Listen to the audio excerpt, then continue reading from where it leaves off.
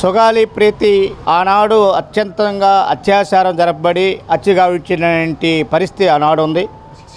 సుగాలి ప్రీతికి అన్యాయం జరిగింది, న్యాయం చేయండి అని చెప్పి ఎవరైతే దుర్మార్గానికి పాల్పడ్డారో వాళ్ళ మీద కఠిన చర్యలు తీసుకోమని చెప్పి కుల వ్యతిరేక పోరాట సంఘం కేవీపీఎస్తో పాటుగా అనేక దళిత సంఘాలు, ప్రజా సంఘాలు, మహిళా సంఘాలు పెద్ద ఎత్తున పోరాటం చేశాయి. ఆ క్రమంగానే ఆనాడు ఆ విషయంలో ముద్దాయిలను అరెస్ట్ చేశారు, మరలా వదిలేశారు. ఈ ముద్దాయిలకు సరైన శిక్ష పడాలని చెప్పి ఆనాడు ప్రత్యేకంగా ఉద్యమం జరిగింది.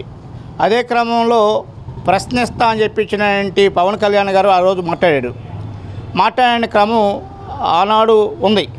కానీ ఈనాడుకి సుగాలి ప్రీతి విషయంలో ఎలాంటి న్యాయం జరగలేదు.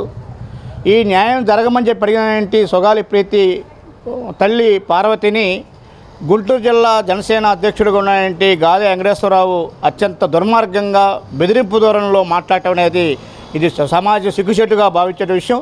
అందుకోసంగా గాదె వెంకటేశ్వరరావు పైన కేసు నమోదు చేసి కఠిన చర్యలు తీసుకోమని చెప్పి మేము డిమాండ్ చేస్తూ ఉన్నాం.